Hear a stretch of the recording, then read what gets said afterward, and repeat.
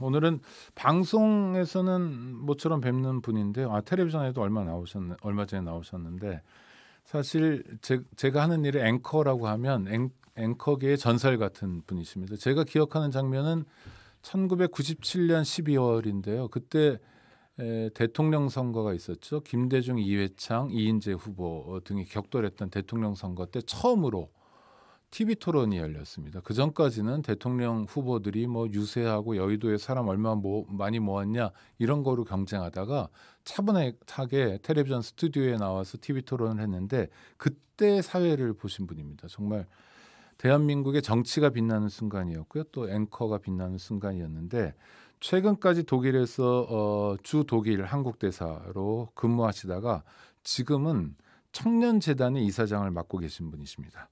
정봉구 청년재단 이사장님 모시겠습니다. 어서 오십시오. 안녕하세요. 우리 오창익 국장께서 이거 방송 이번 주부터 시작하셨나요? 네, 오늘 사흘째입니다. 네. 저도 이거 축하 겸해서 오늘 품앗이 삼아서 나왔습니다. 네, 고맙습니다. 베테랑이 보시기에 뭐 어설플 것 같지만 그래도 잘 봐주시기 바랍니다. 네. 일단 지금 현재 직함이랄까? 그거는 청년재단 이사장이시잖아요. 네. 청년재단이 낯선 청취자들이 좀 있으실 텐데요. 거예요. 네. 이게 재단법인 청년재단인데 2015년에 만들어졌습니다. 박근혜 정권 때군요. 박근혜 대통령 당시에 그 재벌 기업들이 많이 협찬을 하셨어요. 제 기억에 삼성 같은 대기업이 뭐 한 250억, 현대가 200억. 그게 국정농단 사건으로 연결됐던 거 아닌가요? 그래서 별개인가요? 아마 이 출범 초기에는 당시에 그 최순실 씨 등이 만든 재단들과 같이 이제 겸해서 이것도 뭐 기업들 이 돈 뺏어서 뭐 하는 거 아니냐. 흔히 얘기하는 갈취. 당시에는 청년 일자리를 지원한다는 그런 취지로 출범을 했습니다. 네네. 그렇게 해서 요 감독기관도 이제 고용노동부가 이 재단의 기관으로 있었고요. 그렇게 오면서 실제로 이제 그 청년들의 뭐 일자리 그 구직 노력을 돕는 뭐 여러 가지 프로그램들을 해왔습니다. 이제 제가 지난해 이사장이 되면서는 지금 우리 사회 청년 문제들이 전 분야에 걸쳐서 심각하기 때문에 단순한 그 청년 일자리 지원 대책에서 더 나아가서 청년 정책 전반 일자리뿐만 아니라 교육, 뭐 주거, 또 사회적인 그 기회 균등의 문제 이런 이제 포괄적인 문제를 저희가 다루기로 하고. 그래서 저희 그 소관기관도 이제 국무총리 조정실로 바꾸고 뭐 그런 일들이 있었습니다. 그러니까 그 전에는 고용만 담당하기 때문에 고용노동부 소관이었는데 이제 국무조정실로 가는 거군요. 청년 정책 전반에 대해서 저희가 민간재단으로 제언도 내놓고 목소리를 좀 내야 되겠다 해서 그렇게 좀 틀을 좀 바꿨죠. 뭐 하여튼 세대마다 다를 것 같은데 조금 연세가 되신 분들은 지금 청년에 대해서 좀 놀라기도 하고 이를테면 20대 남성 청년들이 어떻게 그렇게 보수화되고 또 여성은 꽤 진보적이고 또 이렇게 젠더 갈등이라고 하나요? 이런 대결도 있는 것 같고 또 하나는 도대체 무슨 생각하고 사는지 모르겠다 이런 생각도 하시는 분들이 많은 것 같아요. 물론 뭐 젊은이들이야 언제나 그런 평가를 받았던 것 같긴 하지만 지금 시대 2022년의 청년들은 뭐가 고민입니까? 그러니까 제가 이제 저도 60대인데 지금 청년재단 이사장을 맡아서 처음엔 참 고민이 많았습니다. 저와도 그 세대 그 차이가 많이 나고 저도 전형적인 뭐 꼰대 세대라고 할 수 있죠. 뭐 저도 입만 열면 뭐 라떼 에너니 자동으로 이렇게 발사되고 하는 세대인데 근데 지금 우리 사회의 그 세대 갈등도 정말 심각해요. 그리고 제 세대가 지금 젊은 세대들에 대해서 갖고 있는 편견이나 고정관념 중에 하나가 너무 나약한 거 아니냐. 우리 때는 하면 됐는데 왜 요새 애들은 해보지도 않고 힘들다고 하느냐. 그러니까요. 지금 코로나가 이제 대충 끝나가잖아요. 마스크 빼고는 사회적 거리두기가 다 해결되는데 그러니까 지금 문제가 뭐냐면 구인난이라는 거예요. 예. 예, 야간업소 같은데 뭐 야간업소라는 게 부정적인 의미가 아니라 늦게까지 영업을 할 수 있으니까 알바생을 구해야 되는데 안 온다는 거예요. 그럴 때 이제 어른들이 그런 말씀하시죠. 예, 그런데 알바라도 이제 해야지 뭐 이런 그건 거. 너무 네. 언론에서 이제 한쪽 아, 면만 그 그렇습니까? 과장해서 보는 거고, 그러니까 그 나이 먹은 세대가 왜 하면 되는데 안 되냐고 젊은 층들을 몰아붙이는데, 제가 젊은 층들하고 이렇게 얘기를 해보면 지금 시대가 바뀌었어요. 과거에는 하면 된다, 뭐 심한 말로 군대 용어로 뭐 까라면 깐다, 그렇죠. 이런 네. 게 우리 사회를 끌고 가는 구호였다면 지금은 해도 안 됩니다. 원체 다양한 고스펙을 요구하고 경쟁도 너무 심하고, 그리고 무엇보다도 이제는 금수저 수저, 부모가 누구인가에 따라서 청년들이 서 있는 출발점에 엄청난 그 차이가 있습니다. 또 우리가 청년 문제 얘기할 때 잘 넘기는데, 이게 서울 집중 문제도 심각하죠. 네. 지방에 사는 청년들이 느끼는 소외감, 심지어는 서울 사는 것 자체가 스펙이라는 얘기도 하죠. 그러니까 지금 우리가 이제 청년 기본법이라는 게 만들어져서 그 기준에 따르면 만 19세에서 34세를 우리가 청년으로 보는데요. 이 인구가 지금 한 1,300만 정도 됩니다. 근데 뭐 그 안에도 물론 이제 다양한 우리 사회가 갖고 있는 다양한 문제들이 이 청년들 쪽에도 녹아 있지만, 적어도 기성세대가 왜 옛날 우리 때는 이거보다 더 힘들어도 뚫고 나갔는데 왜 너희들은 못하냐, 이 얘기는 좀 안 해주셨으면 좋겠어요. 네. 세상이 시대가 바뀌었다. 그때와 지금은 네. 전혀 다르죠. 독일 대사로 계셨고 그 전에 유학 생활도 독일에서 하셨었잖아요. 예. 그러니까 독일 사회에 대해서 한국에 누구보다도 이해가 많으신데, 이를테면 독일도 그렇게 우리 같은 고 스펙을 요구하고. 그렇지는 않아요. 우리 네. 사회가 확실히 과도하게 경쟁이 심해서, 저는 요새 젊은이들 과도하게 보면, 경쟁이 심하다. 젊은이들 보면 네. 안쓰러운 게, 야, 나한테 만약에 우리 청년 시대에 저 정도의 고스펙을 요구했더라면 내가 지금까지 살아남았을까? 뭐 이런 생각이 들 정도로, 네. 어떻게 보면 젊은이들이 너무 불쌍하다 싶을 정도예요.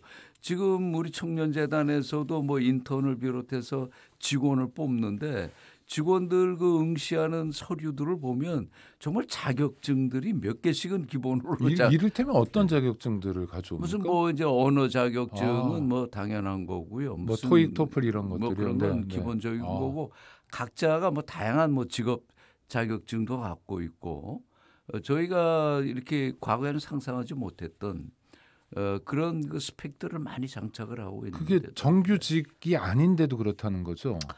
그렇습니다. 그러니까 요새는 이제 각 기업에서도 인턴들을 많이 쓰는데, 인턴들은 아직 학생이잖아요. 네. 그 학생들도 보면 뭐 해외 연수 경력이라든가 어학 그런 뭐 토플이나 이런 거, 이건 다 기본적으로들 가지고 있고. 근데 이제 우리가 이렇게 청년 얘기를 하다 보면 또 간과하고 있는 게 있어요. 대학을 안 나온 많은 청년들도 아직 있고, 소위 기름밥 먹는 청년 노동자들, 비정규직으로 하청과 재하청 현장에서 일하는 청년들도 있고, 네.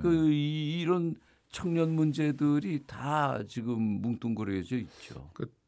청년 문제로 주로 얘기되는 청년들도 있는데 언급조차 안 되는 청년들도 있다. 그리고 대한민국의 청년 문제는 세대를 봐서도 어마어마한 정말 초유의 사태이고, 예. 세계적으로도 초유의 사태다, 이렇게 규정하시는 거네요.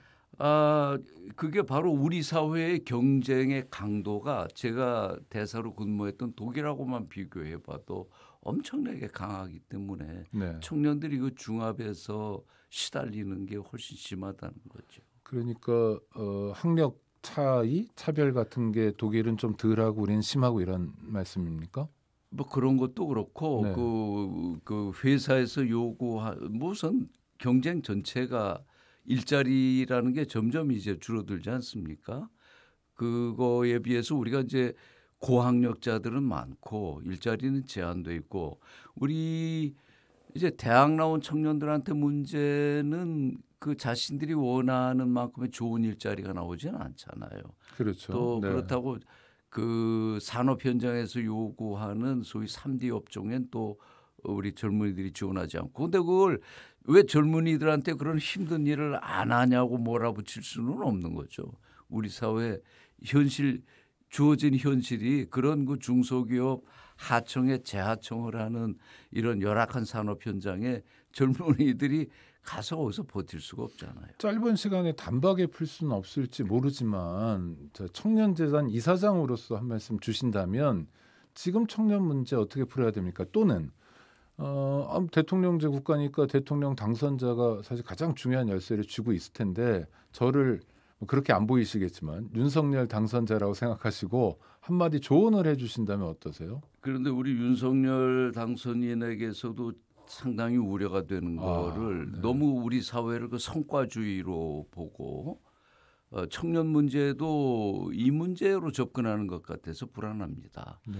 그러니까 무한 경쟁으로 우리가 달려왔던 시대가 지난 60년대, 70년대, 80년대 산업화 시대지 않습니까? 그런데 이제 그 시대의 논리로는 청년들에게 제대로 된 일자리를 제공할 수가 없죠. 청년들이 게으르고 나약해서 좋은 일자리를 못 갖는 게 아니라 사회가 그런 일자리를 제공하지 못하죠. 그런데도 여전히 책임을 청년들에게 돌리고 성과주의에 매몰돼 있는 게 청년 문제를 더 악화시키는 거라고 하죠.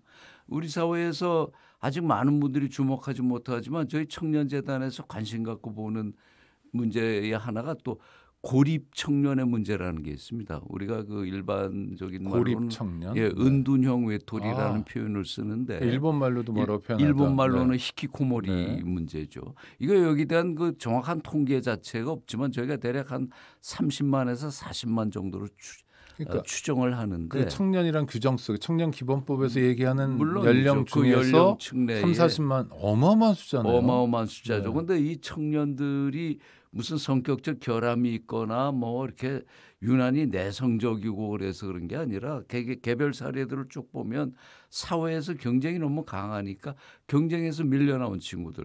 그 대기업에 들어갔다가도 그 조직의 그 억압적인 문화에 적응 못하고 나온 친구들 뭐 다양한 청년들이 고립 스스로 은둔에 들어가는 겁니다. 네. 이런 게 사회가 너무 성과를 강조하고 경쟁을 강조하고 오는 데서 나오는 현상이라고. 다시 한번 제가 윤석열 당선자다 싶으면 조언을 한번 해주세요. 성과주의에서 벗어나라. 예, 지금 정말 그리고 제가 청년재단 이사장으로 중요하게 보는 건 청년 문제에 있어서 당사자성을 중시하라는 겁니다. 청년들로 하여금 발언하게 하고 청년들로 하여금 자기 문제에 대한 해법을 내놓게 하라는 겁니다. 왜냐하면 우선 자신들의 문제에 가장 잘 공감할 수 있는 층이 청년층인데 이걸 기성세대의 시각으로 보고 접근하는 데는 한계가 있을 수밖에 없다는 거죠. 다른 것도 여쭤보고 싶은 게 많은데 하나만 더. 사회자가 너무 많이 물어보셔서. 네, 죄송합니다.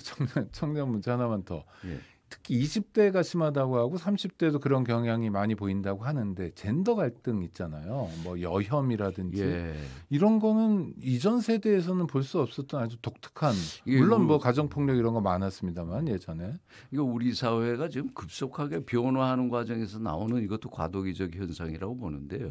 우리 사회 성차별 문제가 심했지 않습니까?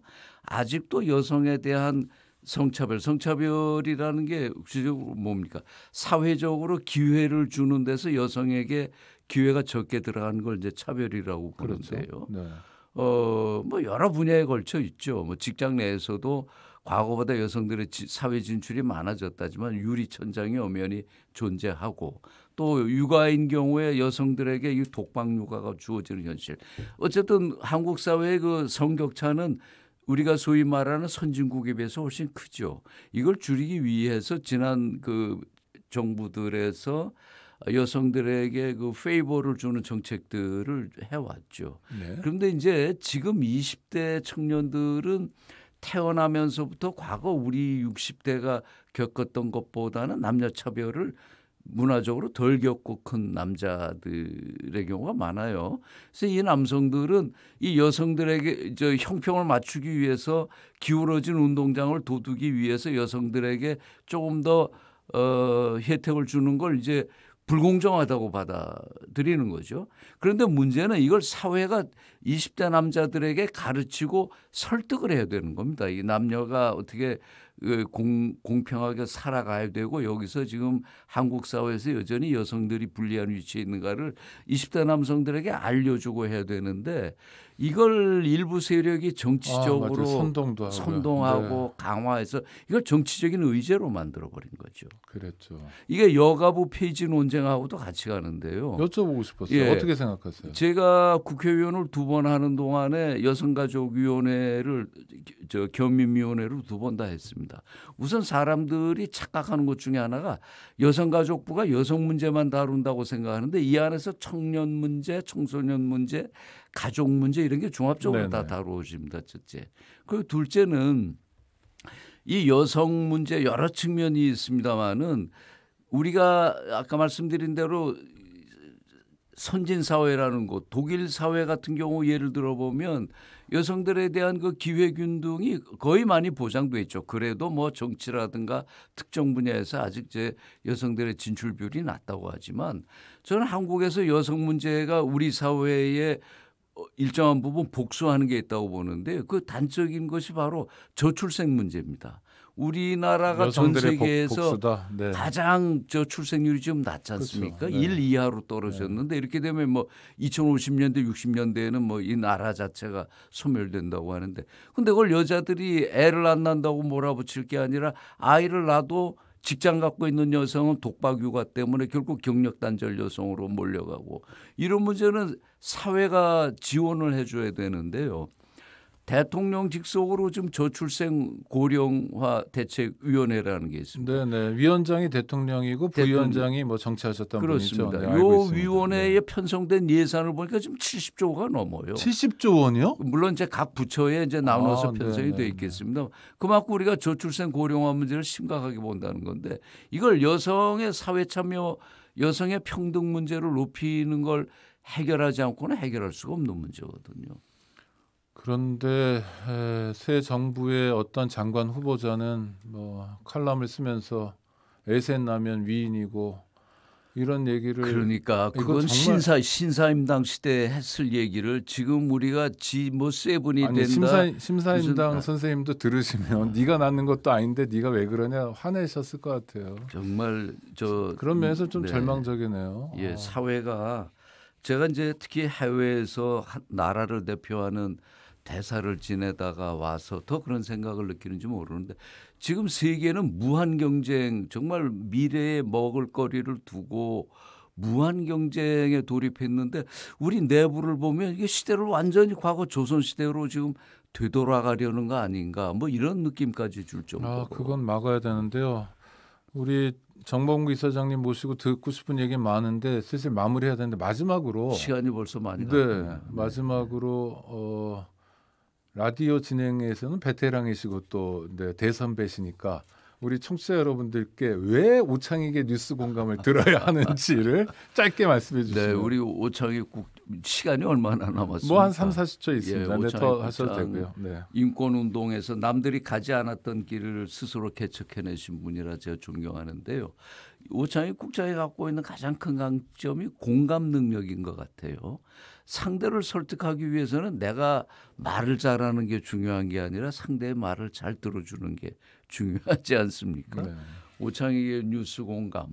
그래요. 그 많은 얘기들을 소개해 주시면서 많은 우리 사회의 다양한 목소리를 들어주시고 그걸 다른 분들께 나눠주는 역할 이걸 잘하실 것 같아요. 저도 앞으로 잘 들어보겠습니다. 네, 덕담 감사합니다. 네. 정봉구 이사장님. 나중에 또 모시도록 하겠습니다. 예. 청취자 여러분 다음 고맙습니다. 순서 기다려 주십시오.